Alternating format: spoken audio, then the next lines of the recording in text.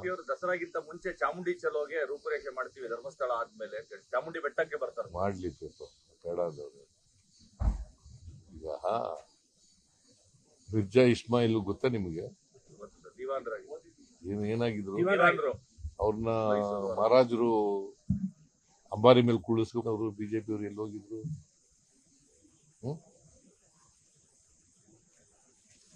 ಆಯ್ತಾ?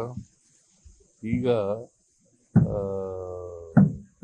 ನಮ್ಮ ಇವನ್ ಕೈಲಿ 2017ರಲ್ಲಿ ಇದನ್ನ ಮಾಡಿಸ್ತಾರೆ ಹಾಗೆ ಎಲ್ಲಿ ಹೋಗಿದ್ರು?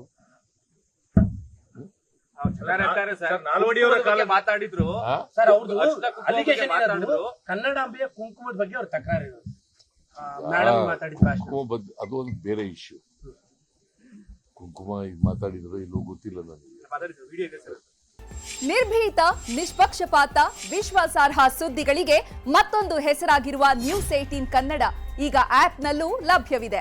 ದಯವಿಟ್ಟು ಇಲ್ಲಿರುವ QR ಕೋಡ್ ಅನ್ನು ಸ್ಕ್ಯಾನ್ ಮಾಡಿಕೊಂಡು ಆಪ್ ಡೌನ್ಲೋಡ್ ಮಾಡೋದಕ್ಕೆ ಮರಿಬೇಡಿ. ನಿಮ್ಮ ಬೆಂಬಲ ಹೀಗೆ ಸದಾ ನಮ್ಮೊಂದಿಗಿರಲಿ. ಧನ್ಯವಾದ. ಮಾತಾಡಿದ್ರು ಇಲ್ಲೂ ಗೊತ್ತಿಲ್ಲ. ಶಿ ಈಸ್ ಎ ರೈಟರ್ ಇನ್ ಕನ್ನಡ. ಕನ್ನಡದ ಬಗ್ಗೆ ಅಭಿಮಾನ ಇಲ್ಲದವರು ಕನ್ನಡ ಬರೆಯಕ್ಕಾಗತ್ತಾ?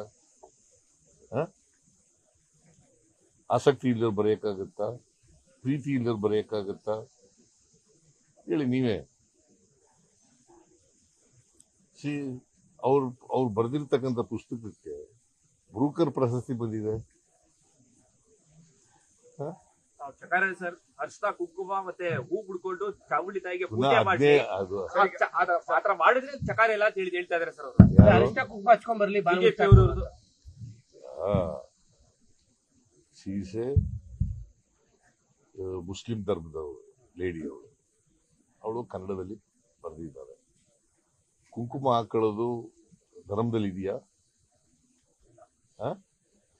ಹಾಗಾದ್ರೆ ಇನ್ನೊಂದು ಧರ್ಮದವ್ರನ್ನ ನಾಡ ಹಬ್ಬ ಅಂತ ಮಾಡ್ತೀವಿ. ಮೈಸೂರು ದಸರಾ ನಾಡ ಹಬ್ಬ ಅಂತ ಇದೆ. ಇನ್ನೊಂದು ಧರ್ಮದವ್ರನ್ನ ಕರೆದ್ರೆ ನೀವು ಕುಂಕುಮ ಹಾಕಬರ್ರಿ ಅಂತಂದ್ರೆ, ಹಿಂದೂಗಳಾಗ್ಬಿಡಿ ನೀವು ಅಂತಂದ್ರೆ,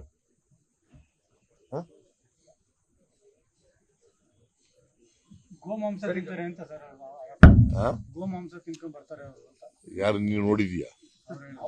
ಅವ್ರು ಹೇಳ್ತಾರಪ್ಪ, ನೀ ನೋಡಿದ್ದೇನೆಯ? ಮತ್ತೆ ನಡಿ. ಮತ್ತೆ ಮುಸ್ಲಿಂ ಧರ್ಮದವ್ರು ಫತ್ವಾ ಹೊರಡಿಸಿದ್ದಾರೆ ಅಂತ ಹೇಳಿ ಸರ್. ಅವ್ರಿಗೆ ಹೇಳಿದಾರಲ್ಲ, ಮುಸ್ಲಿಂ ಗುರುಗಳು ಹೇಳಿದಾರಲ್ಲ, ಅಥವಾ ಹೊರಡಿಸಿಲ್ಲ ನಾವು.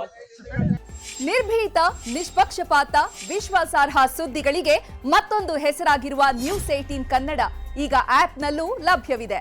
ದಯವಿಟ್ಟು ಇಲ್ಲಿರುವ QR ಕೋಡ್ ಅನ್ನು ಸ್ಕ್ಯಾನ್ ಮಾಡಿಕೊಂಡು ಆಪ್ ಡೌನ್ಲೋಡ್ ಮಾಡೋದಕ್ಕೆ ಮರಿಬೇಡಿ. ನಿಮ್ಮ ಬೆಂಬಲ ಹೀಗೆ ಸದಾ ನಮ್ಮೊಂದಿಗಿರಲಿ. ಧನ್ಯವಾದ.